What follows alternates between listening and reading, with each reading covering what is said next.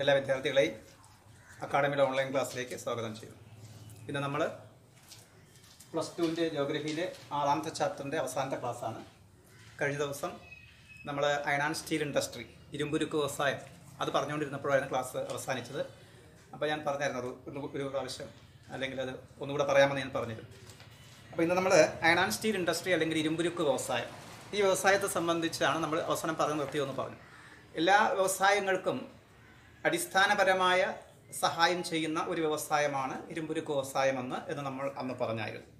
അതുകൊണ്ട് നമ്മൾ പറഞ്ഞ it is the base of all other industries എന്നാണ്. അപ്പോൾ it is the base of all other industries. ഏതാണ് അയൺ ആൻഡ് സ്റ്റീൽ ഇൻഡസ്ട്രി എന്ന് പറയുന്നത്? മറ്റെല്ലാ വ്യവസായങ്ങൾക്കും അടിസ്ഥാനപരമായിട്ടുള്ള സഹായം നൽകുന്ന വ്യവസായമാണ്, അല്ലെങ്കിൽ മറ്റെല്ലാ വ്യവസായങ്ങളുടെയും അടിത്തറയായിട്ടാണ് ഈ വ്യവസായം പ്രവർത്തിക്കുന്നത്. ഉദാഹരണം പറഞ്ഞപ്പോൾ പേപ്പർ വ്യവസായം, അല്ലെങ്കിൽ പഞ്ചസാര വ്യവസായം, അല്ലെങ്കിൽ പത്രക്കടലാസ് വ്യവസായം, അല്ലെങ്കിൽ സിമൻറ്റ് വ്യവസായം, അല്ലെങ്കിൽ ഏത് വ്യവസായങ്ങളും എടുത്തോളൂ. ഈ വ്യവസായങ്ങൾ നടക്കണമെങ്കിൽ അവർക്ക് ഇരുമ്പുരുക്ക് വ്യവസായത്തിൽ നിന്നുള്ള യന്ത്രോപകരണങ്ങൾ ആവശ്യമാണ്. അപ്പം പത്രക്കടലാസ് വ്യവസായത്തിന് വേണ്ടുന്ന യന്ത്രങ്ങളല്ല പരുത്തി തുണി വ്യവസായത്തിന്, അല്ലെങ്കിൽ സിമൻറ്റ് വ്യവസായത്തിന്. അപ്പോൾ സിമൻറ്റ് വ്യവസായത്തിന് വേണ്ടുന്ന യന്ത്രോപകരണങ്ങളായിരിക്കില്ല മറ്റൊരു വ്യവസായത്തിന് ഉപയോഗിക്കുക. അപ്പം അതിൽ നിന്ന് നമുക്ക് മനസ്സിലാക്കാൻ സാധിക്കും. അപ്പോൾ ഈ പറയുന്ന ഓരോ വ്യവസായങ്ങൾക്കും അടിസ്ഥാനം അല്ലെങ്കിൽ അടിത്തറ കിട്ടുന്നത് ഇരുമ്പുരുക്ക് വ്യവസായം അല്ലെങ്കിൽ അയൺ ആൻഡ് സ്റ്റീൽ ഇൻഡസ്ട്രി എന്നാണ് എന്നുള്ളതാണ്. So it is called the basic industry. അതുകൊണ്ടാണ് നമ്മൾ ഇതിനെ ബേസിക് ഇൻഡസ്ട്രി, അടിസ്ഥാന വ്യവസായം എന്ന് പറയുന്നത്. അപ്പോൾ it is the base of all other industries, so it is called basic industries. ഇനി it is basic because it provides raw materials for other industries. എന്തുകൊണ്ട് ഇതിനെ അടിസ്ഥാന വ്യവസായം എന്ന് പറയുന്നു എന്ന് ചോദിച്ചാൽ, മറ്റ് വ്യവസായങ്ങൾക്ക് ആവശ്യമായ റാ മെറ്റീരിയൽസ് അല്ലെങ്കിൽ അസംസ്കൃത വസ്തുക്കൾ നൽകുന്നത് ഇതിൽ നിന്നാണ് എന്നുള്ളതാണ്. It is basic because it provides raw materials for other industries such as, എന്തൊക്കെയാണ് അവർ കൊടുക്കുന്നത് ചോദിച്ചാൽ, മെഷീൻ ടൂൾസുകൾ, അതുപോലെ തന്നെ ഉള്ള കാര്യങ്ങളാണ്. അപ്പം മെഷീൻ ടൂൾസുകളും മറ്റും കൊടുക്കും അവരുടെ ഫർദർ പ്രൊഡക്ഷന് വേണ്ടിയിട്ട്. അപ്പോൾ ഞാൻ നേരത്തെ പറഞ്ഞല്ലോ, അപ്പോൾ നിങ്ങൾ അതിൽ നിന്ന് നമുക്ക് മനസ്സിലാക്കാൻ അത്ര കാര്യമേ ഉള്ളൂ. ഏതൊരു വ്യവസായം, ഇരുമ്പുരുക്ക് വ്യവസായത്തിൽ നിന്നുള്ള യന്ത്രോപകരണങ്ങൾ അല്ലെങ്കിൽ മെഷീൻ ടൂൾസുകളും മറ്റും ഉപയോഗിച്ചാണ് മറ്റേതൊരു വ്യവസായവും പ്രവർത്തിക്കുന്നത്. അതുകൊണ്ടാണ് ഇതിനെ നമ്മൾ ബേസിക് ഇൻഡസ്ട്രി എന്ന് വിളിച്ചത്. അത് ബേസിക് ആകാനുള്ള കാരണം it provides raw materials for other industries such as machine tools four further production. അപ്പോൾ ഇതാണ് നമ്മൾ ഒരു ഇരുമ്പുരുക്ക് വ്യവസായവുമായി ബന്ധപ്പെട്ട് നമ്മൾ, അപ്പോൾ ഇരുമ്പുരുക്ക് വ്യവസായത്തിൽ ഇറങ്ങുന്ന ഉൽപ്പന്നങ്ങളെന്ന് പറയുന്നത്. ഇപ്പോൾ ഇരുമ്പുരുക്ക് വ്യവസായം, ഇപ്പോൾ നമ്മൾ തുണി വ്യവസായത്തിലാണെങ്കിൽ തുണിയാണ് പുറത്തേക്ക് ഇറങ്ങുക, അപ്പോൾ അവിടെ ഒരു ഉൽപ്പന്നം ഇറങ്ങി. എന്നാൽ ഈ സിമൻറ്റ് വ്യവസായത്തിൽ നിങ്ങളുടെ പ്രോഡക്റ്റ് എന്ന് പറയുന്നത് നിങ്ങൾക്ക് കിട്ടുന്നത് സിമൻറ്റാണ്. പത്രക്കടലാസിലാണെങ്കിൽ പത്രങ്ങൾ പ്രിൻ്റ് ചെയ്യാൻ ആവശ്യമായ പേപ്പറുകൾ, പത്രക്കടലാസുകളായിരിക്കും അവിടുത്തെ ഉൽപ്പന്നമായിട്ട് പുറത്തേക്ക് വരിക. എന്നാൽ നിങ്ങളൊരു ഇരുമ്പുരുക്ക് വ്യവസായത്തിൽ ആലോചിച്ച് നോക്കൂ, അവിടെ പുറത്തേക്ക് വരുന്നത് മെഷീൻ ടൂളുകളാണ്. അപ്പോൾ അവർ മെഷീനുകളാണ് ഉണ്ടാക്കി വയ്ക്കുന്നത്, മെഷീനറികൾ. ആ മെഷീനറികൾ എന്ന് പറയുന്നത് മറ്റ് വ്യവസായങ്ങളുടെ റാ മെറ്റീരിയൽസാണ്. അപ്പം ഇരുമ്പുരുക്ക് വ്യവസായത്തിന് ആവശ്യമായ കുറേ മെഷീനുകൾ അയൺ ആൻഡ് സ്റ്റീൽ ഇൻഡസ്ട്രിയിൽ നിന്ന് കിട്ടും. പത്രക്കടലാസുകാർക്ക് അവർക്ക് ആവശ്യമായത് കിട്ടും.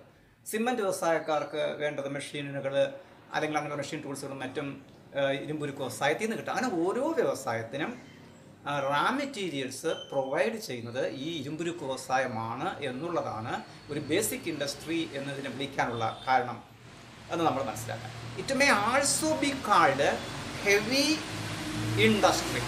ഇത് വളരെ വലിയ ഒരു പടുകൂറ്റൻ വ്യവസായമായിട്ടാണ് പറയുന്നത്. അതായത് ഹെവി ഇൻഡസ്ട്രി എന്ന് പറഞ്ഞാൽ ഘന വ്യവസായം എന്നുള്ളതാണ്. അപ്പോൾ മറ്റു വ്യവസായങ്ങൾക്ക് ആവശ്യമായ പടുകൂറ്റൻ യന്ത്രോപകരണങ്ങളും മറ്റും നിർമ്മിച്ചിറക്കുന്ന ഒരു ഘന വ്യവസായമാണ്, അല്ലെങ്കിൽ ഹെവി ഇൻഡസ്ട്രിയാണ് അയൺ ആൻഡ് സ്റ്റീൽ ഇൻഡസ്ട്രി എന്ന് പറയുക. Because it use large quantities of bulky raw materials and it provides are heavy also heavy.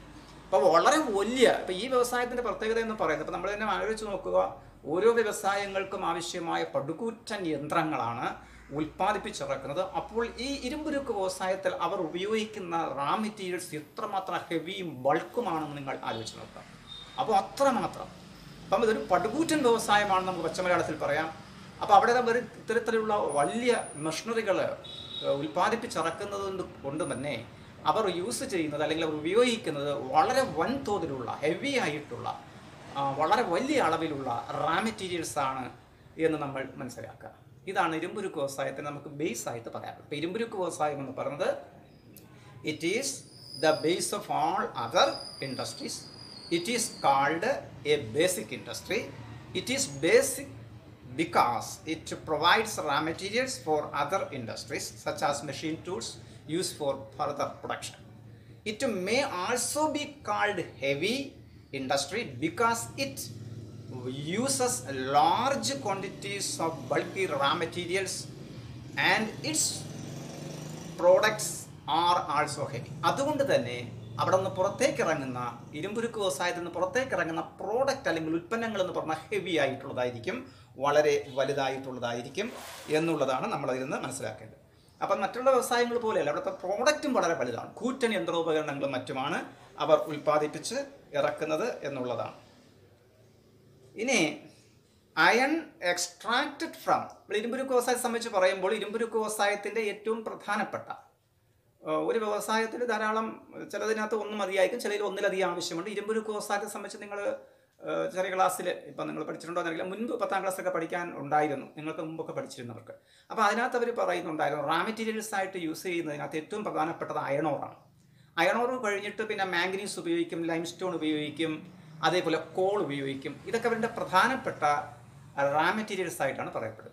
അപ്പോൾ ഇത്രയും അസംസ്കൃത വസ്തുക്കൾ ചേർന്ന് മാത്രമേ നമുക്കൊരു ഇരുമ്പുരുക്ക് വ്യവസായം പ്രവർത്തിപ്പിക്കാൻ പറ്റൂ. അതായത് ഇരുമ്പ് അയിര് ആവശ്യമാണ്, മാംഗനീസ് ആവശ്യമാണ്, കൽക്കരി ആവശ്യമാണ്, അതുപോലെ ചുണ്ണാമ്പുകല്ല് ആവശ്യമാണ്. ഇത്രയും ഉണ്ടെങ്കിലേ ഇരുമ്പുരുക്ക് വ്യവസായം കൊണ്ടുപോകാൻ പറ്റും. പിന്നെ വെള്ളം ആവശ്യമുണ്ട്, പവർ ആവശ്യമുണ്ട്, ട്രാൻസ്പോർട്ട്, റേഡിയോ കമ്മ്യൂണിക്കേഷൻ, ഇതൊക്കെ വേണം. ഒരുപാട് കാര്യങ്ങൾ ആവശ്യമായിട്ടുണ്ട്. സ്കില്ലി ആയിട്ട് നല്ല ലേബേഴ്സ് ആവശ്യമാണ്, ഇതൊക്കെ ആവശ്യമാണ്. അപ്പോൾ ഇവിടെ മെയിൻ എന്ന് പറഞ്ഞ ഇരുമ്പുരുക്ക് വ്യവസായത്തിൽ ഇരുമ്പാണ്. അപ്പോൾ അത് നിങ്ങൾ വേറെ തന്നെ അറിയാം, ഇരുമ്പുരുക്ക് വ്യവസായം എന്ന് പറയുമ്പോൾ ഇരുമ്പില്ലാതെ പറ്റത്തില്ല. അല്ലെങ്കിൽ നമ്മൾ ചായക്കടയിലൊക്കെ ഈ ഉഴുന്നുവടയെന്നും പറഞ്ഞാൽ അത് ഉഴുന്ന് ചേർത്താൻ ഉണ്ടാകും, പക്ഷേ ഉഴുന്ന് കാണത്തില്ല.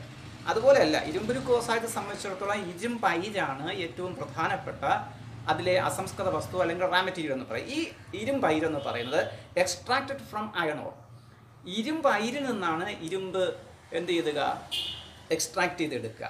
അത് ചെയ്യുന്നത് by smelting in a blast furnace with carbon and limestone. കാർബണും ലൈംസ്റ്റോൺ, അതായത് ചുണ്ണാമ്പ് കല്ലും ചേർത്ത് എന്ത് ചെയ്യുന്ന ഒരു ബ്ലാസ്റ്റ് ഫർണസിൽ വെച്ചാണ്. അപ്പോൾ നിങ്ങൾ ഫാക്ടറികളിലൊക്കെ കാണുമ്പോൾ ഹെവി ആയിട്ടുള്ള, അപ്പോൾ ഇത് ഇരുമ്പൊക്കെ ഉരുക്കി എടുക്കണമെങ്കിൽ ഭയങ്കരമായിട്ടുള്ള ഊഷ്മാവ് ആവശ്യമാണ്. അതിനെ പ്രതിരോധിക്കാൻ കഴിയുന്ന ഭയങ്കരമായ ഫർണസുകളിലാണ്. അപ്പോൾ നിങ്ങൾ കെമിസ്ട്രിയൊക്കെ പഠിച്ചിട്ടുള്ള പറഞ്ഞാൽ അറിയാം, വലിയ ഫർണസുകളിലിട്ടാണ് ഇത് ചെയ്യുന്നത്. അപ്പം വളരെ ഹെവി ആയിട്ടുള്ള, വളരെ വലുതായിട്ടുള്ള അപ്പം ഫാക്ടറികളിൽ നിങ്ങൾ കാണാൻ സാധിക്കും. അങ്ങനെയുള്ള സ്ഥലങ്ങളിൽ ഒരു എന്ത് ചെയ്യുന്നു, ബ്ലാസ്റ്റ് ഫർണസിലൂടെ ഈ ഇരുമ്പയിര് സംസ്കരിച്ചെടുക്കും. അപ്പോൾ ഇരുമ്പയിര് സംസ്കരിച്ചെടുത്ത് ഇരുമ്പ് അയിരിൽ നിന്നാണ് ഇരുമ്പ് സംസ്കരിച്ചെടുക്കുന്നത്. അതിനെ സഹായിക്കുന്നതെന്ന് പറയുന്നത് കാർബണും ചുണ്ണാമ്പ് കല്ലും ചേർത്ത് ഒരു ബ്ലാസ്റ്റ് ഫർണസിൽ വെച്ചാണ് ഇത് തയ്യാറാക്കിയെടുക്കുക. ഇപ്പോൾ ഫർണസ് എന്ന് പറഞ്ഞാൽ നമ്മൾ പച്ചമലയാളത്തിൽ പറഞ്ഞാൽ ചൂള എന്നൊക്കെ പറയാം. ചൂള അത് തയ്യാറാക്കിയെടുക്കുന്ന സ്ഥലം.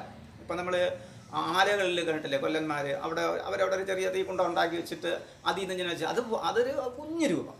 ഇത് ഭയാനകമായിട്ട് വളരെ വലുതായിട്ടുള്ള ഭയങ്കരമായ ഇരുമ്പ് ഉരുക്കിയെടുക്കുന്ന ഭയങ്കരമായ ചൂളകളുണ്ട് ഫാക്ടറികളിൽ. അതിന് പ്രത്യേകം ഫാക്ടറികളുണ്ട്. അപ്പോൾ അവിടെ വെച്ചിട്ട് ഈ ബ്ലാസ്റ്റ് ഫർണസിൽ കാർബണും അതുപോലെ തന്നെ നമ്മൾ പറഞ്ഞല്ലോ 2 കാര്യങ്ങളാണ് അത് ചേർക്കുമെന്ന് പറഞ്ഞത്, ലൈം സ്റ്റോണും ചുണ്ണാമ്പ് കല്ലും ചേർത്ത് ബ്ലാസ്റ്റ് ഫർണസിൽ ഈ ചൂളയിൽ വെച്ചിട്ട് ഇരുമ്പയിരിൽ നിന്ന് ഇരുമ്പ് വേർതിരിച്ചെടുക്കും. അപ്പോൾ നമ്മൾ കുഴിച്ചെടുക്കുന്ന ഇരുമ്പയിര് ചുണ്ണാമ്പ് കല്ലും കാർബണും ചേർത്ത് ഒരു ഫർണസിൽ, ബ്ലാസ്റ്റ് ഫർണസിൽ വെച്ച് ഇരുമ്പ് അതിൽ നിന്ന് വേർതിരിച്ച് എടുക്കുന്നു എന്നുള്ളതാണ്. ദ മോൾട്ടൺ അയൺ, അങ്ങനെ നമുക്ക് ഉരുക്കി കിട്ടുന്ന ആ ഇരുമ്പ് is cooled and moulded to form pig iron. പിന്നീട് നിങ്ങൾ പഠിച്ചിട്ടുണ്ട്, എനിക്ക് തോന്നുന്നു ചെറിയ ക്ലാസ്സിൽ നിങ്ങൾ പഠിച്ചിട്ടുണ്ട് കെമിസ്ട്രിയിൽ. അപ്പോൾ പല ഘട്ടങ്ങൾ കഴിഞ്ഞിട്ടാണ് നമുക്ക് അവസാനം ഇരുമ്പ് കിട്ടുന്നത്. അതിൽ ഒരു ഘട്ടമാണ് പിഗ് അയൺ എന്ന് പറയുന്നത്. ഇത് രണ്ടാമത് ഇങ്ങനെ നമ്മളൊരു ബ്ലാസ്റ്റ് ഫർണസിൽ വെച്ച് കാർബണും ചുണ്ണാമ്പ് കല്ലും കൂടി ചേർത്ത് ഇരുമ്പയിരിൽ നിന്ന് ഇരുമ്പ് വേർതിരിച്ചെടുത്തിട്ട് തുടർന്ന് അത് തണുപ്പിച്ച്, അത് നമ്മൾ എന്ത് ചെയ്യുന്നു, ഉരുക്കിയ ഇരുമ്പ് തണുപ്പിച്ച് അതിൽ നിന്ന് പിഗ് അയൺ, മലയാളത്തിൽ നിങ്ങൾ വാർപ്പയിര് എന്നൊക്കെ പറയും, അത് വേർതിരിച്ചു. അപ്പം രണ്ടാമത്തെ ഘട്ടമായി, അടുത്ത ഘട്ടമായി. അപ്പോൾ ആദ്യം നമുക്ക് കുഴിച്ചെടുത്ത ഇരുമ്പയിരിനെ ഒരു ബ്ലാസ്റ്റ് ഫർണസിൽ അല്ലെങ്കിൽ ചൂളയിൽ വെച്ച് കാർബണും ലൈംസ്റ്റോണും ചേർത്ത് അതിൽ നിന്ന് ഇരുമ്പ് വേർതിരിച്ചെടുത്തു. തുടർന്ന് ഇരുമ്പ് തണുപ്പിച്ച ശേഷം എന്ത് ചെയ്യുന്നു? ഇത് ഉരുക്കിയ ഇരുമ്പ് തണുപ്പിച്ച് അതിൽ നിന്ന് പിഗ് അയൺ അല്ലെങ്കിൽ വാർപ്പിരുമ്പ് തയ്യാറാക്കി എടുക്കുന്നു. അപ്പോൾ രണ്ടാമത് നമ്മൾ പറഞ്ഞത് മോൾട്ടൺ അയൺ, ഉരുക്കി കിട്ടിയ ഈ ഇരുമ്പ് is cooled and moulded to form pig iron which is used for converting into steel by adding. തുടർന്ന് ഇതിനകത്ത് ഈ വാർപ്പിരുമ്പ് അല്ലെങ്കിൽ ഈ പറഞ്ഞ പിഗ് അയണിൽ മാംഗനീസ് ചേർക്കുമ്പോൾ നിങ്ങൾക്ക് സ്റ്റീൽ എന്ന രൂപത്തിലേക്ക് മാറും. അപ്പോൾ അങ്ങനെയാണ് നമ്മൾ സ്റ്റീൽ നമുക്ക് ലഭിക്കുന്നത്.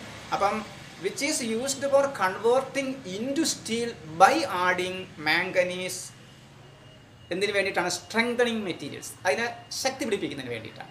മറ്റേ രീതിയിൽ ഉപയോഗിച്ചാൽ നമുക്ക് അത്ര ശക്തി കിട്ടത്തില്ല. അപ്പം ഇരുമ്പ് നല്ല കട്ടി ശക്തിയുള്ളതാക്കി മാറുന്നതിന് വേണ്ടി അതിനകത്ത് മാംഗനീസ് കൂടി ചേർക്കുന്നു. അപ്പോൾ അത് സ്റ്റീൽ എന്ന രൂപത്തിലേക്ക് മാറും. ഇതാണ് നമ്മൾ രണ്ടാമത്. അപ്പോൾ ആദ്യം നമ്മൾ ഇരുമ്പ് ഉരുക്ക് വ്യവസായത്തിനെ സംബന്ധിച്ചുള്ള കാര്യമാണ് പറഞ്ഞത്. അതൊരു ബേസിക് ഇൻഡസ്ട്രി ആണെന്ന് പറഞ്ഞു. മറ്റ് വ്യവസായങ്ങൾക്ക് വേണ്ടുന്ന റാ മെറ്റീരിയൽസ് ഇത് പ്രൊവൈഡ് ചെയ്യുന്നു എന്ന് പറഞ്ഞു.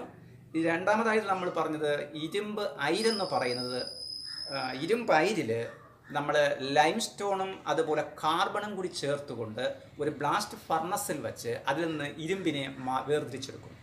ഈ ഇരുമ്പ് തുടർന്ന് തണുപ്പിച്ച് അത് പിഗ് അയൺ അല്ലെങ്കിൽ വാർപ്പിരുമ്പ് എന്ന രൂപത്തിലേക്ക് മാറ്റും. തുടർന്ന് ഇതിൽ മാംഗനീസ് ആഡ് ചെയ്തുകൊണ്ട് കൂട്ടിച്ചേർത്തുകൊണ്ട് ആ ഇരുമ്പിനെ സ്ട്രെങ്തൻ ചെയ്ത് സ്റ്റീലാക്കി മാറ്റി. അപ്പോൾ ഇതാണ് നമ്മൾ പറഞ്ഞത്. അപ്പോൾ iron extracted from iron ore by smelting in a blast furnace with carbon and limestone. തുടർന്ന് നമ്മൾ പറഞ്ഞത് molten iron is cooled and moulded to form pig iron which is used for converting into steel by adding strengthening materials like manganese. അപ്പോൾ അങ്ങനെ നമ്മൾ ഇരുമ്പിനെ നമ്മൾ സ്റ്റീലാക്കി മാറ്റുന്നവരെ നമ്മൾ കാണും. ഇനി the large integrated steel industry is traditionally located close to the source of raw materials. നമ്മൾ ലോകത്തിലെ മികച്ച ഇരുമ്പുരുക്ക് വ്യവസായശാലകൾ എവിടെയാണ് സ്ഥിതി ചെയ്യുന്നതെന്ന് ചോദിച്ചാൽ ഒന്നുകിൽ റാ മെറ്റീരിയൽസ് അല്ലെങ്കിൽ അസംസ്കൃത വസ്തുക്കൾ സുലഭമായി ലഭിക്കുന്ന പ്രദേശങ്ങളിലോ അല്ലെങ്കിൽ അത് കൊണ്ടെത്തിക്കാൻ പറ്റുന്ന പ്രദേശങ്ങളിലോ ആണ്. ഒന്നുകിൽ നിങ്ങൾക്ക് ഇരുമ്പുരുക്ക് വ്യവസായം സ്ഥാപിക്കുന്നത് ഇതിനാവശ്യമായ റാ മെറ്റീരിയൽസ് ലഭിക്കുന്ന സ്ഥലങ്ങളിലായിരിക്കണം. അപ്പോൾ നമ്മൾ ഇന്ത്യയിൽ ബൊക്കാറോ എന്ന് പറയുന്ന ഒരു വലിയ ഇരുമ്പുരുക്ക് വ്യവസായശാലയുണ്ട്. അത് ബൊക്കാറോ എന്ന് പറയുന്ന ഒരു ഗ്രാമത്തിലാണ് സ്ഥിതി ചെയ്യുന്നത്. ഇപ്പോൾ അത് ഗ്രാമമെന്നല്ല, നഗരമായി. പണ്ട് ബൊക്കാറോ ഒരു ഗ്രാമമായിരുന്നു. ആ ഒരു വികസനവും ഇല്ലാത്തൊരു ഗ്രാമമായിരുന്നു ബൊക്കാറോ. ആ ബൊക്കാറോ അത് സ്ഥലത്തിൻ്റെ പേരാണ്. ആ ബൊക്കാറോ എന്ന സ്ഥലത്താണ് ബൊക്കാറോ എന്ന് പറയുന്ന സ്റ്റീൽ പ്ലാന്റ് ഇപ്പോൾ സ്ഥിതി ചെയ്യുന്നത്. ഇന്ന് ബൊക്കാറോ ഒരു നഗരമാണ്, ഒരു സിറ്റി ആയിട്ട് മാറിയിട്ടുണ്ട്. അതിൻ്റെ കാരണം ഈ ബൊക്കാറോയും അതിനോട് ചേർന്ന് കിടക്കുന്ന ഒറീസ, ജാർഖണ്ഡ് പോലുള്ള സംസ്ഥാനങ്ങളിൽ നിന്ന് ഇതിനാവശ്യമായ ഇപ്പം ഈ പ്രദേശങ്ങളിൽ നിന്ന് ഈ പറഞ്ഞ അയണോറ്, അതുപോലെ തന്നെ ലൈംസ്റ്റോണ്, അതുപോലെ കോള്, അതുപോലെ മാംഗനീസ്, അതുപോലെ തന്നെ ബൊക്കാറോ എന്ന് പറഞ്ഞൊരു നദിയുണ്ട്. ആ ബൊക്കാറോയിൽ തന്നെ ഒരു ഹൈഡ്രോ ഇലക്ട്രിക് പവർ ഉൽപ്പാദിപ്പിക്കുന്ന അല്ലെങ്കിൽ ജലവൈദ്യുത നിലയമുണ്ട്. അപ്പോൾ ഇങ്ങനെയൊക്കെ ഒരുപാട് സംവിധാനങ്ങൾ ഉള്ളത് കൊണ്ടാണ് ബൊക്കാറോ ഇന്ന് ഇന്ത്യയിലെ ഏറ്റവും വലിയ ഇരുമ്പുരുക്ക് വ്യവസായമായിട്ട് അറിയപ്പെടുന്നത്. അപ്പോൾ അതുപോലെ നമ്മൾ പറയുന്ന large integrated steel industries traditionally located close to. അപ്പോൾ നമ്മൾ നോക്കിയാൽ പരമ്പരാഗതമായി നമ്മുടെ ഇരുമ്പുരുക്ക് വ്യവസായം എവിടെയാണ് കണ്ടുവരുന്നതെന്ന് ചോദിച്ചാൽ ഇതിനാവശ്യമായ അസംസ്കൃത വസ്തുക്കൾ ലഭിക്കുന്ന പ്രദേശങ്ങളിലാണ്, അല്ലെങ്കിൽ കൊണ്ടെത്തിക്കാൻ പറ്റണം. ഇതിനാവശ്യമായ റാ മെറ്റീരിയൽസ് ഏതൊക്കെയെന്ന് ചോദിച്ചാൽ ഒന്ന് അയണോർ തന്നെയാണ്, ഞാൻ പിന്നെ പറഞ്ഞു, കോളാണ്, പിന്നീട് മാംഗനീസ് ആണ്, പിന്നീട് ലൈംസ്റ്റോൺ ആണ്. ഇതെല്ലാം or at place where these could easily brought. അപ്പം നമ്മൾ ഇത്രയാണ് പറഞ്ഞത്. ഒന്നുകിൽ ഈ സാധനങ്ങൾ ലഭിക്കുന്ന പ്രദേശങ്ങളിൽ, അല്ലെങ്കിൽ ഇത് കൊണ്ട് എത്തിക്കാൻ കഴിയുന്ന പ്രദേശങ്ങൾ. അതെന്ന് വെച്ചപ്പോൾ അതിനാവശ്യമായ ഗതാഗത സംവിധാനങ്ങൾ, നല്ല റോഡുകൾ, റെയിൽവേ, അതേപോലെ പോർട്ട്, തുറമുഖങ്ങൾ, ഇതൊക്കെ ആവശ്യമാണ്. അപ്പോൾ എന്താ പറയുന്നത്? Large integrated steel industry is traditionally located close to the source of raw materials such as iron ore, coal, manganese, limestone, etc. or at place where these could be easily brought. അപ്പോൾ ഒന്നുകിൽ ഇത് ലഭിക്കുന്ന പ്രദേശം, അല്ലെങ്കിൽ ഇത് എളുപ്പത്തിൽ കൊണ്ടുവരാൻ പറ്റിയ പ്രദേശങ്ങൾ ആയിരിക്കണം എന്നുള്ളതാണ്. ഇനി അയൺ ഇൻഡസ്ട്രിയെ സംബന്ധിച്ച് അടുത്ത് പറഞ്ഞത് the industry is one of the most complex and capital investment industry and is concentrated in the advance countries like north America, Europe and Asia. ഇത് അതിസങ്കീർണമായ ഒരു വ്യവസായം. ഞാൻ നേരത്തെ പറഞ്ഞു, എല്ലാ വ്യവസായങ്ങളിലും വെച്ച് ഏറ്റവും പടുകൂറ്റനാണ്. ഇതിനു മുകളിൽ വ്യവസായം ഉണ്ടെന്ന് പറയാം. അപ്പോൾ അങ്ങനെയുള്ള ഈ ഭയങ്കരമായ വ്യവസായമായിട്ടുള്ള ഈ വ്യവസായം ഒരു അതിസങ്കീർണമായ വ്യവസായമായിട്ടാണ് പറയുന്നത്. അത് മാത്രമല്ല, അതിന് വലിയ മുതൽ മുടക്ക് ആവശ്യമാണ്. ഹ്യൂജ് ക്യാപിറ്റൽ ഇൻവെസ്റ്റ്മെൻറ്റ് ആവശ്യമായിട്ടുണ്ട്, റിക്വയർ ആയിട്ടുണ്ട്. അതുകൊണ്ട് തന്നെ ഇത് കോൺസെൻട്രേറ്റ് ചെയ്തിരിക്കുന്ന, അല്ലെങ്കിൽ ഇത് അതുകൊണ്ട് തന്നെ ഈ ഇൻഡസ്ട്രികൾ നന്നായി വളർന്നിരിക്കുന്നതും വികസിച്ചിരിക്കുന്നതും അങ്ങനെയുള്ള രാജ്യങ്ങളിലേ പറ്റും. വലിയ ഭീമമായ മുതൽ മുടക്കണം. പാവപ്പെട്ട രാജ്യങ്ങൾക്കൊന്നും അത്രയും വലിയ തുകയൊന്നും മുടക്കാൻ സാധ്യമല്ല. അതുകൊണ്ട് ലോകത്തിലെ തന്നെ ഏറ്റവും വികസിതമായിട്ടുള്ള നോർത്ത് അമേരിക്ക, യൂറോപ്പ്, അതുപോലെ ഏഷ്യയിലെയും സമ്പന്നമായ പ്രദേശങ്ങളിലാണ് ഈ വ്യവസായം അതുകൊണ്ട് കേന്ദ്രീകരിച്ചിരിക്കുന്നത് എന്ന് നമ്മൾ പറയുന്നത്. അപ്പോൾ ഇത് അതിസങ്കീർണമായ ഒരു വ്യവസായമായതിനാലും ഭീമമായ മുതൽ മുടക്ക് ആവശ്യമായിട്ടുള്ളതിനാലും വടക്കേ അമേരിക്ക, യൂറോപ്പ്, ഏഷ്യ തുടങ്ങിയ പ്രദേശങ്ങളിലെ വികസിതമായ പ്രദേശങ്ങളിലാണ് ഈ വ്യവസായം കേന്ദ്രീകരിച്ചിരിക്കുന്നത് എന്ന് നമുക്ക് പറയാം. അപ്പോൾ അതാണ് അതിൻ്റെ മറ്റൊരു പ്രത്യേകത. അപ്പോൾ the industry is one of the most complex and capital investment industry and is concentrated in the advanced countries of North America, Europe and Asia. USA, അതിൽ വരുന്ന രാജ്യങ്ങളാണ് USA. അതേപോലെ യൂറോപ്പിൽ USA, യൂറോപ്പിലാണെങ്കിൽ UK, Germany, France, Belgium, Luxembourg, Netherland and പിന്നെ ഏഷ്യയിലെ Russia are the leading producers. ഈ ഇരുമ്പുരുക്ക് വ്യവസായത്തെ സംബന്ധിച്ച് പറയാം, ഇതിൽ ഉൽപ്പാദിപ്പിക്കുന്ന അല്ലെങ്കിൽ ഈ വ്യവസായം കേന്ദ്രീകരിച്ച പ്രധാനപ്പെട്ട രാജ്യങ്ങൾ നമ്മൾ എടുക്കുമ്പോഴത്തേക്ക് USA ഉണ്ട്, അതേപോലെ UK, ഇംഗ്ലണ്ട് ഉണ്ട്, ജർമ്മനി ഉണ്ട്, ലക്ഷംബർഗ് ഉണ്ട്, ഫ്രാൻസ് ഉണ്ട്, ബെൽജിയം ഉണ്ട്, നെതർലാൻഡ് ഉണ്ട്, റഷ്യ. ഇതൊക്കെയാണ് ലോകത്തിലെ ഏറ്റവും ലീഡിംഗ് ആയിട്ടുള്ള അയൺ ആൻഡ് സ്റ്റീൽ ഇൻഡസ്ട്രി നടത്തിക്കൊണ്ടുപോകുന്ന രാജ്യങ്ങൾ. ദ ഇമ്പോർട്ടൻറ്റ് സ്റ്റീൽ ഇൻഡസ്ട്രി, നമ്മൾ പ്രധാനമായും ചില വ്യവസായങ്ങളെ പറ്റി ഈ ഇൻഡസ്ട്രി കേന്ദ്രീകരിച്ച സ്ഥലങ്ങളാണ് നമ്മൾ പറയുന്നത്. അതിനകത്ത് the important steel industry are Scunthorpe, Scunthorpe, അതുപോലെ പോർട്ട് ടാൾബോട്ട്, അതേപോലെ ഷെഫീൽഡ്. ഇതെല്ലാം UK മീൻസ് ഇംഗ്ലണ്ടിലാണ്. ഈ പറഞ്ഞതെല്ലാം ഇംഗ്ലണ്ടിലാണ് നമ്മളിത് പറഞ്ഞിരിക്കുന്നത്. ഏതൊക്കെയാണെന്ന് പറയാം.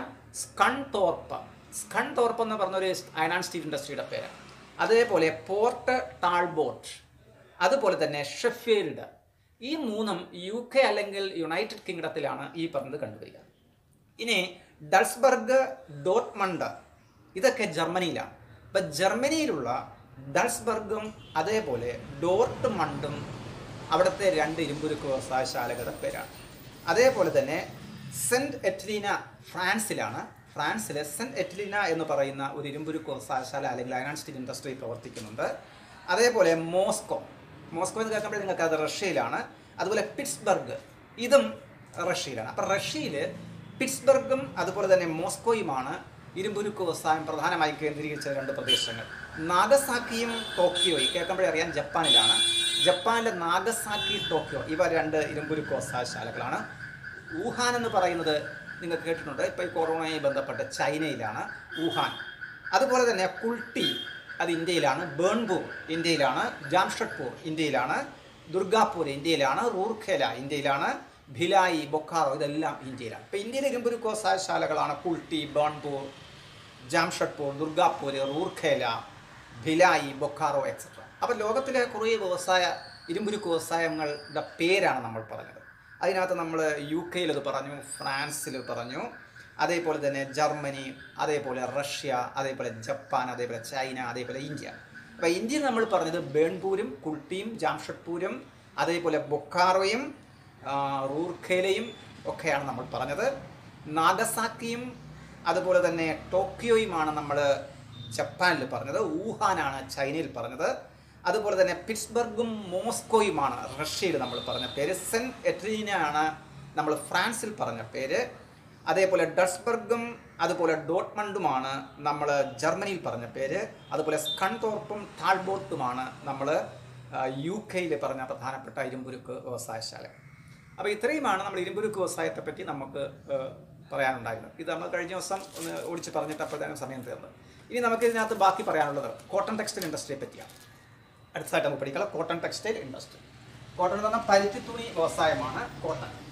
അപ്പോൾ കോട്ടൺ എന്ന് പറയുന്നത് കോട്ടൺ ടെക്സ്റ്റൈൽ ഇൻഡസ്ട്രിയാണ്. കോട്ടനെ പറ്റി പരുത്തി കോട്ടൺ ടെക്സ്റ്റൈൽ ഇൻഡസ്ട്രി എന്ന് പറഞ്ഞ ഒരു വലിയ വ്യവസായമാണ്. ഇരുമ്പുരുക്ക് വ്യവസായത്തെ പോലെ വലുതല്ല, എങ്കിലും വലിയ വ്യവസായങ്ങൾ വരുന്ന അടുത്തൊരു വ്യവസായമാണ് പരുത്തി തുണി വ്യവസായം അല്ലെങ്കിൽ കോട്ടൺ ടെക്സ്റ്റൈൽ ഇൻഡസ്ട്രി എന്ന് പറയുന്നത്.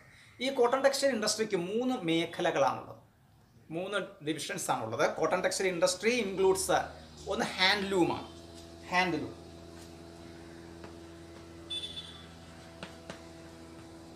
അടുത്ത പവർ ലൂമാണ്, അടുത്ത മിൽസാണ്. ഇങ്ങനെ 3 മേഖലകളിലാണ് കോട്ടൺ ടെക്സ്റ്റൈൽ കണ്ടുവരുന്നത്. ലൂം എന്ന് വെച്ചാൽ തറി എന്നർത്ഥം, തറി. ഇപ്പം നമ്മൾ തുണി ഉണ്ടാക്കുമ്പോഴത്തേക്ക് നിങ്ങൾ ഏതൊരു തുണി എടുത്ത് നോക്കിയാലും അതിനകത്ത് ഇങ്ങനെ കാണാം, നൂലുകൾ ഇങ്ങനെയാണ് ഇട്ടിരിക്കുക. ഇതാണ് തറി. ഇവ ഈ വെർട്ടിക്കലായിട്ടുള്ളത് അടുക്കുന്നു, ഹൊറിസോണ്ടൽ ആയിട്ടുള്ളതും അടുക്കുന്നു. ഇവ ഇങ്ങനെ പിടിച്ചടിപ്പിക്കുമ്പോഴത്തേക്കാണ് ഇതെന്താകും, ഇതെല്ലാം കൂടെ അടുക്കും. അങ്ങോട്ടും ഇങ്ങോട്ടും അടുത്ത് കഴിയുമ്പോഴത്തേക്ക് അതൊരു തുണിയായിട്ട് മാറും. അപ്പം നൂലുകൾ ഇട്ടിട്ട് ആ നൂലുകൾ പരസ്പരം അടുപ്പിച്ച് ലംബവും വെർട്ടിക്കലുമായിട്ടുള്ള, അതായത് ലംബമായിട്ടും തിരശ്ചീനമായിട്ടും, അതായത് ലംബവും വെർട്ടിക്കലുമല്ല, ലംബമായിട്ടും തിരശ്ചീനവുമായിട്ട്, ഇത് ലംബം ഇത് തിരശ്ചീനം, അല്ലെങ്കിൽ വെർട്ടിക്കലും ഹൊറിസോണ്ടലുമായിട്ടാണ് ഇട്ടത്. അതാണ് തറി എന്ന് ഉദ്ദേശിക്കുന്നത്.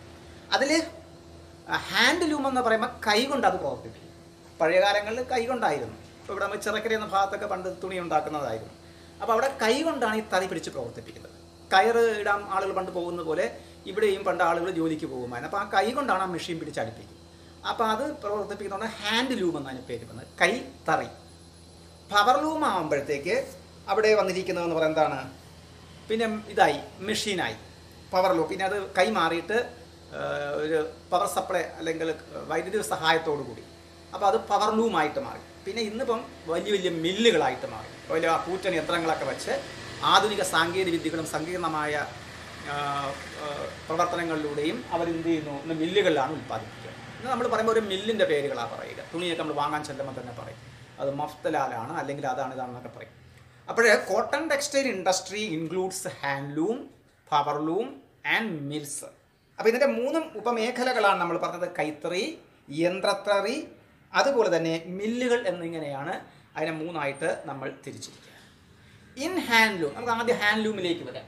ഈ ഹാൻഡ്ലൂമിനെ സംബന്ധിച്ച് നമ്മൾ പറഞ്ഞാൽ മെനി വർക്ക്മെൻസ് ആർ നീഡഡ്, ധാരാളം തൊഴിലാളികൾ ഇതിനാവശ്യമാണ്. കൈത്തറിയിൽ മേഖലയായിരുന്നപ്പോൾ അവിടെ ധാരാളം തൊഴിലാളികളെ ആവശ്യമായിരുന്നു. In handloom many workmen are needed, even semi skilled. അതിന് പിന്നെ വേറെ പ്രത്യേകത, നല്ല സ്കിൽഡ് ആയിട്ടുള്ളവർ. സ്കിൽഡ് എന്ന് പറഞ്ഞാൽ നല്ല വൈദഗ്ധ്യം നേറിയ തൊഴിലാളികൾ. സെമി സ്കിൽഡ് എന്ന് പറഞ്ഞാൽ ഭാഗികമായി കുറച്ചൊക്കെ അറിയാം, അങ്ങനെ ഭാഗികമായി അറിയാവുന്ന, വൈദഗ്ധ്യം നേടിയ, നല്ല വൈദഗ്ധ്യമില്ല കുറച്ചൊക്കെ അറിയാം, അങ്ങനെയുള്ള semi skilled labours get employment through handloom industry. ഇതിൻ്റെ ഒരു ഗുണം ഇതാണ്, അപ്പോൾ നമ്മുടെ നാട്ടിൻ പ്രദേശത്ത് എല്ലാം വൈദഗ്ധ്യമുള്ളവരായിരിക്കത്തില്ല, ഏത് തൊഴിലെടുത്താലും എല്ലാം വൈദഗ്ധ്യമുള്ളവരായിരിക്കത്തില്ല. കുറച്ച് പേരായിരിക്കും നല്ല വൈദഗ്ധ്യമുള്ളവർ, കുറച്ച് പേർക്ക് കുറച്ച് അറിയാം, ചിലർക്കൊന്നും അറിയില്ല. അപ്പോൾ ഈ ഹാൻഡ്ലൂമിനെ സംബന്ധിച്ചിടത്തോളം ഭാഗികമായിട്ട് സ്കിൽ ലഭിച്ചിട്ടുള്ള ധാരാളം പേർക്ക് തൊഴിൽ ലഭിക്കും എന്നതാണ് ഇതിൻ്റെ ഒരു നേട്ടമായിട്ട് പറയുക. Even semi skilled labours get employment through handloom industry. അപ്പോൾ ഈ ഹാൻഡ്ലൂം ഇൻഡസ്ട്രിയിലൂടെ, കൈത്തറി വ്യവസായത്തിലൂടെ, അല്ലെങ്കിൽ കൈത്തറി കൈകൊണ്ടുള്ള പ്രവർത്തിപ്പിക്കുന്ന ഈ വ്യവസായത്തിൽ ധാരാളം സെമി സ്കിൽഡ് ആയിട്ടുള്ള ലേബേഴ്സിന് എംപ്ലോയ്മെൻറ്റ് ഓപ്പർച്യൂണിറ്റി ഉണ്ടാകും എന്നുള്ളതാണ് അതിൻ്റെ ഒരു നേട്ടമായിട്ട് നമ്മൾ പറയുക. മോറോവർ അത് മാത്രമല്ല, ഇനിഷ്യൽ ഇൻവെസ്റ്റ്മെൻറ്റ് ഈസ് സ്മാൾ.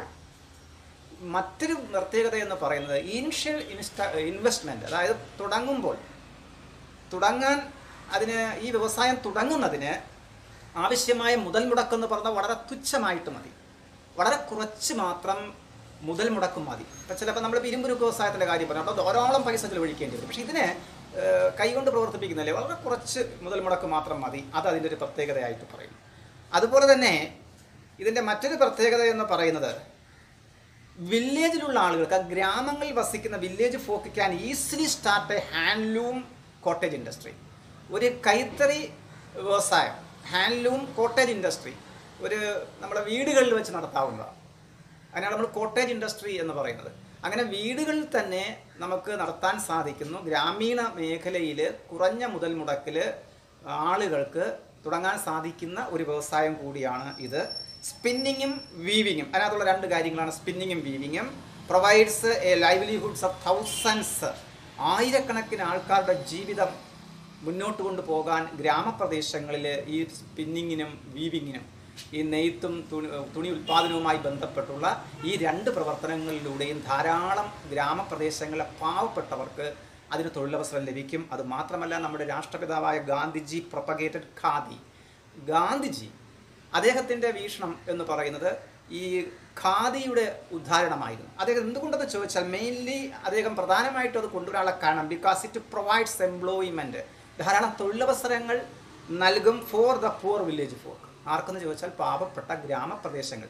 അപ്പോൾ അദ്ദേഹം പറഞ്ഞത് ഇന്ത്യയുടെ ആത്മാവ് നമ്മുടെ രാജ്യത്തുള്ള ലക്ഷക്കണക്കിന് വരുന്ന ഗ്രാമങ്ങളിലാണ്. ആ ഗ്രാമങ്ങളിൽ വസിക്കുന്ന പാവപ്പെട്ടവരായ ജനതയ്ക്ക് അവരുടെ ജീവിതം മുന്നോട്ട് കൊണ്ടുപോകുന്നതിന് ഈ ഖാദി നമ്മൾ പ്രോത്സാഹിപ്പിക്കുകയാണെങ്കിൽ അതിലൂടെ അവർക്ക് തൊഴിലവസരങ്ങൾ ലഭിക്കുന്നതാണ്. ഇപ്പോൾ കോട്ടൺ ടെക്സ്റ്റൈൽ ഇൻഡസ്ട്രിയിൽ നമ്മൾ ഈ ഹാൻഡ്ലൂമിൻ്റെ പ്രത്യേകത അതാണ്. ഇപ്പോൾ ഹാൻഡ്ലൂമിനെ സംബന്ധിച്ച് നമ്മൾ പറഞ്ഞത് അതിന് കുറഞ്ഞ മുതൽ മുടക്ക് മതി, ഒരു ഗ്രാമപ്രദേശങ്ങൾ ഗൃഹാന്തരീക്ഷത്തിൽ നടത്താൻ പറ്റും, അതിന് ഇനിഷ്യൽ ഇൻവെസ്റ്റ്മെൻറ്റ് കുറവാണ്, ധാരാളം പേർക്ക് തൊഴിലവസരങ്ങൾ ലഭിക്കും.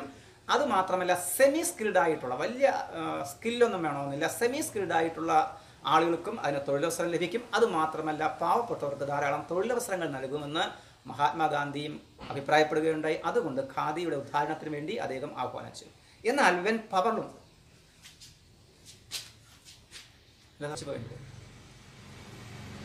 പവർലൂംസ് രണ്ടാമത്തെ നോക്കുക. അപ്പം നമ്മൾ പറഞ്ഞ കോട്ടൺ ടെക്സ്റ്റൈൽ ഇൻഡസ്ട്രിക്ക് 3 മേഖലകളാണ് പറഞ്ഞത്, 3 ഡിവിഷൻസ് പറഞ്ഞപ്പോൾ അതിനകത്ത് ഒന്ന് ഹാൻഡ്ലൂം, പവർലൂം, പിന്നെ മിൽസ് ആണ് പറഞ്ഞത്. രണ്ടാമത്തെ പവർലൂമാണ്. ഈ പവർലൂം എന്ന് പറയുന്ന are used machines and electric energy come into play. അപ്പോൾ ഈ പവർലൂമിനെ സംബന്ധിച്ച് പറയുമ്പോൾ അതിനകത്ത് ഇലക്ട്രിസിറ്റി എന്ന് പറയുന്ന ഒരു പ്രധാനപ്പെട്ടതാണ്, ഇലക്ട്രിക് എനർജി. അപ്പോൾ ഇലക്ട്രിക് എനർജി ആവശ്യമാണ്, മെഷീൻസും ആവശ്യമാണ്. അപ്പോൾ ഈ ഹാൻഡ്ലൂമിൽ നിന്ന് തികച്ചും വ്യത്യസ്തമാണ്. അവിടെ മെഷീനറികളുടെ ആവശ്യമുണ്ട്, അതേപോലെ ഒരു ഇലക്ട്രിക് എനർജിയും ആവശ്യമാണ് ഇത് പ്രവർത്തിക്കുന്നതിന്. The industry because more machine based and less labour intensive. അതിൻ്റെ പ്രത്യേകത എന്ന് പറയുന്നത്, അപ്പം നമ്മൾ ആദ്യത്തേൽ പറഞ്ഞത് ധാരാളം തൊഴിലാളികൾ വേണമെന്നാണ്. എന്നാൽ പവർലൂമിലേക്ക് വന്നപ്പോൾ തൊഴിലാളികളുടെ എണ്ണം കുറച്ചിട്ട് മെഷീനറിയാണ് കൂടുതലായിട്ട് പ്രവർത്തിപ്പിക്കുക. അപ്പം ലേബേഴ്സിൻ്റെ എണ്ണം നമുക്ക് കുറയ്ക്കാം, എന്നാൽ മെഷീൻ കൂടുതലായിട്ട് ഉപയോഗിക്കും. The industry because more energy come to play. പിന്നെ the industry become more machine based. അപ്പം മെഷീനെ അടിസ്ഥാനമാക്കി അല്ലെങ്കിൽ യന്ത്രങ്ങളുടെ സഹായത്തോടു കൂടിയുള്ള പ്രവർത്തനമാണ്. അതിലൂടെ തന്നെ ലെസ് ലേബർ ഇൻറ്റൻസീവ്, നമുക്ക് തൊഴിലാളികളെ അധ്വാനത്തെ നമുക്ക് കുറയ്ക്കാനും സാധിക്കും. They are also machine based and less labour intensive. They are also high capital intensive. അത് മാത്രമല്ല ഇതിന് ഉയർന്ന മുതൽ മുടക്കും ആവശ്യമാണ്. മറ്റേത് തികച്ചും വ്യത്യസ്തമായി കൂടുതൽ പൈസ ഇതിനാവശ്യമാണ്. Cotton textile industry requires huge quantities of good quality cotton which come from India, China, Pakistan and USA. ലോകത്തെ ഏറ്റവും നല്ല രീതിയിലുള്ള അല്ലെങ്കിൽ ഗുണമേന്മയുള്ള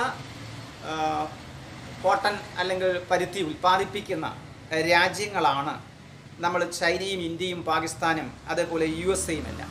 എന്നാൽ അതിനകത്ത് പ്രധാനപ്പെട്ട ഒരു രാജ്യമുണ്ടോ നമ്മൾ പറഞ്ഞില്ല. ആ രാജ്യം എന്ന് പറഞ്ഞാൽ ഈജിപ്റ്റാണ്. ലോകത്തിൽ നമ്മൾ പരുത്തിയുടെ കാര്യം പറയുമ്പോഴേ നമ്മൾ മനസ്സിലാക്കേണ്ടത് ലോകത്തെ ഏറ്റവും അധികം പരുത്തി ഉൽപ്പാദിപ്പിക്കുന്നത് ഈജിപ്റ്റാണ്. എന്നാൽ ഗുണമേന്മയുള്ള നല്ല പരുത്തി ചൈന, ഇന്ത്യ, അതേപോലെ USA തുടങ്ങി പാകിസ്ഥാൻ തുടങ്ങിയ രാജ്യങ്ങളിൽ നിന്ന് നമുക്ക് ലഭിക്കുന്നുണ്ട്. അത് മാത്രമല്ല, അങ്ങനെയാണെങ്കിൽ ഹൈ ക്വാളിറ്റിയുള്ള നല്ല ഉയർന്ന ഗുണനിലവാരമുള്ള പരുത്തിയാണ് ഇവിടങ്ങളിൽ നിന്ന് ലഭിക്കുക. അതിലൂടെ നല്ല തരത്തിലുള്ള നമുക്ക് തുണിത്തരങ്ങൾ നിർമ്മിക്കാൻ സാധിക്കും. എന്നാൽ Egypt produces more than half of the entire world's raw cotton. ലോകത്താകെ ഉൽപ്പാദിപ്പിക്കുന്ന റാ കോട്ടൻ്റെ, അസംസ്കൃത കോട്ടൻ്റെ പകുതിയിലധികം ഉൽപ്പാദിപ്പിക്കുന്നത് ഈ ലോകത്ത് ഈജിപ്റ്റ് മാത്രമാണ്. ഈജിപ്റ്റ് എന്നൊക്കെ അവിടെ വൻതോതിൽ അവിടെ ഉണ്ടാകുന്ന ഈ ഫ്ലഡ് പ്ലെയിൻസിൽ, പ്രളയ സമതലങ്ങളിൽ അവരിത് ധാരാളമായിട്ട് പരുത്തി ഉൽപ്പാദിപ്പിക്കുന്നുണ്ട് എന്നുള്ളതാണ്. അപ്പോൾ ഇത്രയാണ് നമുക്ക് കോട്ടൺ ടെക്സ്റ്റൈൽ ഇൻഡസ്ട്രിയെ പറ്റി പറയേണ്ടത്. ഇനി ഒരു ചെറിയ പോയിന്റ് കൂടെ നമുക്ക് ഇതിനകത്തുള്ളൂ. അപ്പോൾ ഈ അധ്യായം നമുക്ക് അവസാനിക്കും. ഹൈടെക് വ്യവസായം അല്ലെങ്കിൽ ഹൈ ടെക്നോളജി ഇൻഡസ്ട്രി എന്നുള്ളതാണ് ഇന്നത്തെ, നമ്മളിപ്പോൾ ഈ ചില വ്യവസായങ്ങളെ പറ്റി പറയും. ഇന്നത്തെ വ്യവസായങ്ങളെല്ലാം ഈ രീതിയിലേക്ക് മാറിയിരിക്കുന്നത്, ഹൈടെക് ആയിട്ട് മാറിയിരിക്കുന്നു. എല്ലാ തലങ്ങളിലും ഹൈടെക്. ഇപ്പം നമ്മൾ സർക്കാർ പറയുന്ന വിദ്യാഭ്യാസ സ്ഥാപനങ്ങൾ, സ്കൂളുകൾ ഹൈടെക് ആക്കുന്നു. അപ്പോൾ പഴയ രീതിയിൽ സങ്കല്പങ്ങളൊക്കെ പോയി. പഴയ കാലത്ത് ഇപ്പോൾ നിങ്ങൾ വീട്ടിലെ മുതിർന്നവരൊക്കെ ചോദിച്ചാൽ അവരൊക്കെ പഠിച്ചിരുന്ന കാലത്ത് സ്കൂളിൻ്റെ അന്തരീക്ഷമല്ല. അപ്പോൾ അതൊക്കെ മാറി എല്ലാം ആധുനികവൽക്കരിക്കുകയാണ്. അങ്ങനെ നമ്മൾ നോക്കുമ്പോൾ ഈ ടെക്നോളജി ഇൻഡസ്ട്രിയിലും ഉപയോഗിക്കുകയാണ്. Application of intensive research and development helps large scale manufacture of products with maximum possession and minimum റാ മെറ്റീരിയൽസ് ആൻഡ് എനർജി. മിനിമം റാ മെറ്റീരിയൽസ് ആൻഡ് എനർജി, കുറഞ്ഞ അളവിലുള്ള ഊർജവും റാ മെറ്റീരിയൽസ് അസംസ്കൃത വസ്തുക്കളും ഉപയോഗിച്ചുകൊണ്ട് കൂടുതൽ ഉൽപ്പാദനം അല്ലെങ്കിൽ മാക്സിമം പൊസഷൻ നടത്താൻ ഇന്ന് വ്യവസായങ്ങളെ സഹായിക്കുന്നത് ഇൻറ്റൻസീവ് റിസർച്ചാണ്. തീവ്രമായ ഗവേഷണ ഡെവലപ്മെൻറ്റ് വികസന പ്രവർത്തനങ്ങൾ. അപ്പോൾ ഇന്ന് എല്ലാ രംഗത്തും നടക്കുന്ന ഏതൊരു മേഖലയിലും പുതിയ പുതിയ ടെക്നോളജികളും ഗവേഷണങ്ങളും നടത്തിക്കൊണ്ട്, റിസർച്ച് നടത്തിക്കൊണ്ട് ആ മേഖലകളെല്ലാം മാറ്റം വരുത്തിക്കണം. അങ്ങനെ ഇന്ന് വ്യവസായിക രംഗത്ത് അല്ലെങ്കിൽ വ്യാവസായിക രംഗത്ത് ഇൻഡസ്ട്രികളിൽ മാക്സിമം പ്രൊസഷനും ലഭിക്കുന്നതിന് വേണ്ടി മിനിമം എനർജിയും അതുപോലെ തന്നെ മിനിമം റാ മെറ്റീരിയൽസും ഉപയോഗിക്കാൻ അവരെ സഹായിക്കുന്നത് ഈ പറഞ്ഞ application of intensive research and development ആണ്. അപ്പോൾ തീവ്രമായ ഗവേഷണ വികസന പ്രവർത്തനങ്ങളിലൂടെ ഇന്ന് ആധുനിക വ്യവസായങ്ങൾ മാക്സിമം അവർ ഏണിങ്സ് അല്ലെങ്കിൽ ഉണ്ടാക്കിയെടുക്കുന്നത് സഹായിക്കുന്നത് ഈ പറഞ്ഞ ഗവേഷണവും വികസന പ്രവർത്തനവുമാണ്. അതിലൂടെ അവർക്ക് എന്ത് സഹായിക്കുന്നു? ലേബേഴ്സിൻ്റെ അളവ് കുറച്ച് മതി. അതുപോലെ തന്നെ റാ മെറ്റീരിയൽസ് വളരെയധികം നഷ്ടപ്പെടുത്താതെ വളരെ കുറച്ച് മാത്രം ഉപയോഗിച്ചുകൊണ്ട് അവർക്ക് അതിന് സഹായിക്കുകയും ചെയ്യും. ഇനി അത് മാത്രമല്ല, പ്രൊഫഷണൽ വർക്കേഴ്സ്, പ്രൊഫഷണൽ നമ്മളെ സ്കിൽ ഉള്ള നല്ല വൈദഗ്ധ്യമുള്ള വർക്കേഴ്സ്, അവരെന്ന് പറയുന്ന makeup A large share of the work force. ആ തരത്തിലുള്ള വ്യവസായശാലകളിൽ ഏറ്റവും അധികം പ്രവർത്തനങ്ങൾ നടത്തുന്നത് അല്ലെങ്കിൽ അവിടുത്തെ ഏറ്റവും അധികം പ്രൊഡക്ഷനിൽ സഹായിക്കുന്നവർ അല്ലെങ്കിൽ അവിടുത്തെ എണ്ണത്തിൽ കൂടുതലുള്ളവരെന്ന് പറയുന്നത് ഈ പറയുന്ന പ്രൊഫഷണൽ വർക്കേഴ്സാണ്. അവരെ നമ്മളൊരു പേരിട്ട് വിളിക്കും, വൈറ്റ് കോളേഴ്സ് എന്ന് വിളിക്കുന്നത്. വൈറ്റ് കോളർ, വെള്ളക്കോളം എന്നാണ് വിളിക്കുക. ഈ വെള്ളക്കോളറുകളാണ് ഏറ്റവും കൂടുതൽ. എന്നാൽ ആ വ്യവസായശാലയിൽ ഏറ്റവും അധികം പ്രവർത്തനം നടത്തുന്നത്, അവിടെ ഏറ്റവും അധികം പണിയെടുക്കുന്നത് ബ്ലൂ കോളറാണ്, നീല കോളറുകളാണ്. പക്ഷെ അവരെക്കാൾ എണ്ണം ഇവർക്കായിരിക്കും ഈ വെള്ളക്കോളറുകൾ. നീല കോളറുകളാണ് ഏറ്റവും അധികം അവിടെ പണിയെടുക്കുന്നത് അല്ലെങ്കിൽ ഉൽപ്പാദനത്തിൽ ഏറ്റവും അധികം പ്രവർത്തിക്കുന്നത്. പക്ഷേ അവരുടെ എണ്ണത്തേക്കാൾ അധികം വെള്ളക്കോളറുകളാണ് ഹൈലി സ്കിൽഡ് ആയിട്ടുള്ള ഈ ലേബേഴ്സാണ്. അതുകൊണ്ട് പറയാം, these highly skilled specialist greatly out number the actual production workers. Actual production, യഥാർത്ഥ ഉൽപ്പാദകർ അല്ലെങ്കിൽ യഥാർത്ഥ പ്രവർത്തകരെന്ന് പറയുന്നവരാണ് ബ്ലൂ കോളർ. അവരുടെ എണ്ണത്തേക്കാൾ കൂടുതലാണ് ഈ പ്രൊഫഷണൽ ആയിട്ടുള്ള അല്ലെങ്കിൽ ഹൈലി സ്കിൽഡ് ആയിട്ടുള്ള ഈ തൊഴിലാളികൾ. അവരാണ് വൈറ്റ് കോളർ എന്ന് പറഞ്ഞത്. അപ്പോൾ വൈറ്റ് കോളറാണ് കൂടുതൽ നീല കോളറുകളേക്കാൾ. പക്ഷേ നീല കോളറാണ് ആക്ച്വൽ വർക്കേഴ്സ് എന്ന് പറയുക. ഇനി നമുക്കൊരു കാര്യം കൂടെ നിങ്ങൾ നോക്കേണ്ടത്, ഇതിനകത്ത് നമ്മൾ ഹൈ ടെക്നോളജിയിൽ നമ്മൾ ഇന്ന് ഉപയോഗിക്കുന്ന റോബോട്ടിക്സ് ആണ്. നമുക്കറിയാം യന്ത്ര സാങ്കേതിക വിദ്യകൾ. അപ്പോൾ യന്ത്രമനുഷ്യനും മറ്റുമൊക്കെ നമ്മൾ സിനിമയിലൊക്കെ കണ്ടിട്ടുണ്ട്. അപ്പോൾ അത് മനുഷ്യരൂപത്തിൽ നമ്മൾ എപ്പോഴും മനുഷ്യൻ എന്ന് പറയണമെന്നൊന്നുമില്ല. അപ്പോൾ മനുഷ്യൻ്റെ രൂപത്തിലല്ല, ഒരു ചതുരപ്പെട്ടിയ രൂപത്തിലാണെങ്കിൽ അത് ഉണ്ടാക്കി വയ്ക്കാം. അപ്പോൾ നമ്മൾ യന്ത്രൻ സിനിമയിലൊക്കെ അത് മനുഷ്യരൂപത്തിലാണ് കണ്ടത്. അപ്പോൾ എന്ത് തന്നെ ആയാലും ഈ റോബോട്ടിക് സാങ്കേതിക വിദ്യ ഇന്ന് ലോകത്ത് പല രംഗങ്ങളിൽ ഉപയോഗിക്കുന്നു. ജപ്പാൻ പോലുള്ള കാർ ഫാക്ടറികളിലൊക്കെ അവിടെ റോബോട്ടുകളാണ് പ്രവർത്തിക്കുന്നത്, മനുഷ്യരല്ല. അപ്പോൾ റോബോട്ടുകളാണ് പ്രവർത്തിക്കുക. ചില ശാസ്ത്രകാരന്മാരെ വീട്ടിൽ കാവൽ നിൽക്കുന്നതും അവിടെ വാച്ച്മാനായിട്ടിരിക്കുന്നതൊക്കെ റോബോട്ടുകളായിരിക്കും. അപ്പോൾ ആ പ്രോഗ്രാമുകൾ ചെയ്ത് വെച്ചു കൊടുത്താൽ അത് ആ പ്രവൃത്തി ചെയ്തുകൊണ്ടേയിരിക്കും, എന്താണോ അത് ചെയ്തുകൊണ്ടിരിക്കും. അപ്പോൾ ഇന്ന് ഈ റോബോട്ടിക്സ് സാങ്കേതിക robotics on the assembling line, നമുക്കിന്ന് വ്യവസായശാലകളിൽ ഈ റോബോട്ടിക് സാങ്കേതിക ഉപയോഗിക്കുന്നത്. അതുപോലെ തന്നെ നിങ്ങൾ CAD എന്ന് കേട്ടിട്ടുണ്ട്. CAD, computer aided design. അതായത് കമ്പ്യൂട്ടർ ഉപയോഗിച്ചുകൊണ്ടുള്ള പ്രവർത്തനങ്ങൾ. ഇപ്പോൾ തുണി വ്യവസായ രംഗത്തായാലും ഏത് വ്യവസായ രംഗത്തായാലും കമ്പ്യൂട്ടറുകൾ ഉപയോഗിച്ചുകൊണ്ടാണ് അവരുടെ പ്രവർത്തനങ്ങൾ അവർ നടത്തുന്നത്. അത് മാത്രമല്ല അതുപോലെ തന്നെ മാനുഫാക്ചറിംഗ് രംഗത്ത് ഇലക്ട്രോണിക് കൺട്രോൾ ഉപയോഗിച്ചുള്ള ഉൽപ്പാദന രീതികൾ, അതുപോലെ തന്നെ കെമിക്കൽ ആൻഡ് ഫാർമസ്യൂട്ടിക്കൽ വ്യവസായ രംഗത്ത് അവയെല്ലാം ഇന്ന് ഈ തരത്തിലുള്ള ആധുനിക സാങ്കേതിക വിദ്യകളും ഗവേഷണ പ്രവർത്തനങ്ങളിലൂടെയും നടത്തപ്പെടുന്ന വ്യവസായങ്ങളാണ് എന്നാണ്. അപ്പോൾ നമ്മളിന്ന് ആധുനിക വ്യവസായ ഹൈ ടെക്നോളജിയിൽ റോബോട്ടിക് സാങ്കേതികവിദ്യ ഉപയോഗിക്കുന്നു, കമ്പ്യൂട്ടർ എയ്ഡഡ് ഡിസൈൻ ഉപയോഗിക്കുന്നു എന്നുള്ളതാണ് നമുക്ക് ഇതുമായി ബന്ധപ്പെട്ട് പറയാനുള്ളത്. അപ്പോൾ ഹൈ ടെക്നോളജിയാണ് ഇന്ന് വ്യവസായങ്ങൾ ഇങ്ങനെ മാറിയിരിക്കുന്നു എന്ന് നമ്മൾ മനസ്സിലാക്കുക. അതിന് സഹായിക്കുന്നത് ഇൻറ്റൻസീവ് റിസർച്ചും അതുപോലെ ഡെവലപ്മെൻറ്റുമാണ്. അതിലൂടെയാണ് നമുക്ക് എന്ത് ചെയ്യാൻ പറ്റുന്ന ലോ ആയിട്ടുള്ള ലേബേഴ്സിൻ്റെ അളവ് നമുക്ക് പരിമിതപ്പെടുത്താൻ സാധിക്കുന്നു. അതുപോലെ തന്നെ നമുക്ക് റാ മെറ്റീരിയൽസിൻ്റെ അളവും പരിമിതപ്പെടുത്താൻ സാധിക്കും. അതിലൂടെ പക്ഷേ ഇത് രണ്ടും പരിമിതപ്പെടുത്തുന്നെങ്കിലും നമുക്ക് മാക്സിമം അവിടെ നിന്നുള്ള പ്രൊഡക്ഷൻ ലഭിക്കുകയും ചെയ്യും. അതിന് ഈ പറഞ്ഞ സാങ്കേതിക വിദ്യകൾ സഹായിക്കുന്നു എന്നുള്ളതാണ്.